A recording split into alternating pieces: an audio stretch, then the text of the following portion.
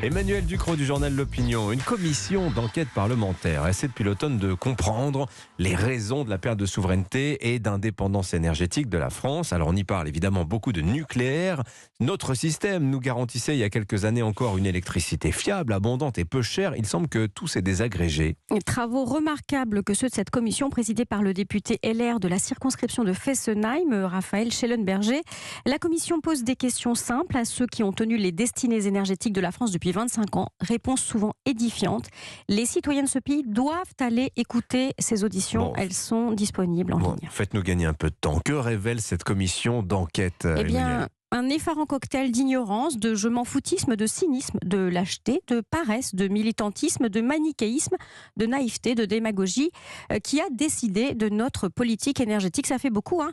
Ces ingrédients sont dosés différemment selon les acteurs politiques de l'affaire, mais tout ça est accablant. Alors, ce qui vous a frappé, c'est que les auditions révèlent d'abord une amnésie collective. Il y a des trous de mémoire comme ça. Oui, Ségolène Royal ne se souvient pas avoir soutenu l'idée qu'il était possible de fermer tous les réacteurs en 40 ans. Nicolas Hulot ne se souvient pas avoir lu un rapport secret défense qui urgeait de construire 6 réacteurs avant la catastrophe. Dominique Voynet ne se souvient pas comment fonctionnait Superphénix qu'elle a fait fermer. Gros trou de mémoire à tous les étages. Et ça donne un peu l'impression d'un bricolage gouvernemental. Oui, le plan de fermeture des centrales, par exemple, ça ne reposait sur rien. Aucune raison, si ce n'est un accord électoral conclu par François Hollande avec les Verts en 2012. On fermera 24 réacteurs sur 58. Ça aurait pu être 20, ça aurait pu être 40. Il faut écouter Arnaud Montebourg, qui fut ministre du redressement productif, raconter cet accord de coin de table.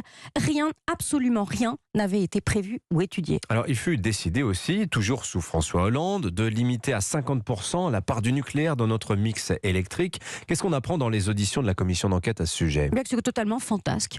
Manuel Valls l'avoue, ça n'était le résultat d'aucune étude d'impact. 50%, ça faisait joli. Faut pas chercher le moindre argument technique. Nos politiques ont joué au bonneteau avec un des éléments les plus cruciaux de l'équilibre de notre pays. Et vous nous dites que tous les scénarios semblent en fait bâtis sur du sable. Il faut écouter les ministres de la transition énergétique, écologique et énergétique de la période 2019-2022, Elisabeth Borne puis Barbara Pompili, parler du scénario RTE promouvant un mix de 100% nucléaire. Elle savait que c'était du pipeau, mais il fallait rabattre leur caquet au pro-nucléaire. C'est ça la justification.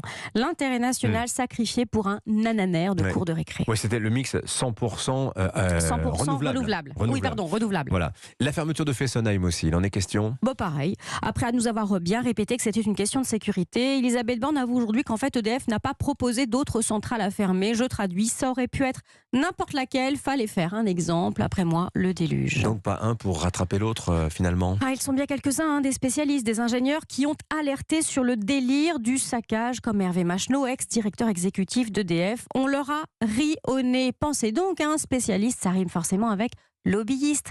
L'influence politique de l'écologie antinucléaire a investi l'appareil d'État. C'est un miracle qu'on ait réussi à maintenir un parc nucléaire avec une telle efficacité dans un contexte politique qui se détériore de jour en jour depuis 40 ans. C'est la conclusion amère d'Hervé Macheneau. La politique, ce ne sont pas que des places, des sinécures et des petits calculs. Ça demande aussi un peu parfois de s'abstraire de son propre intérêt. Là, l'histoire est en train de juger et le jugement est extrêmement cruel. Merci beaucoup Emmanuel Ducrot du journal L'Opinion.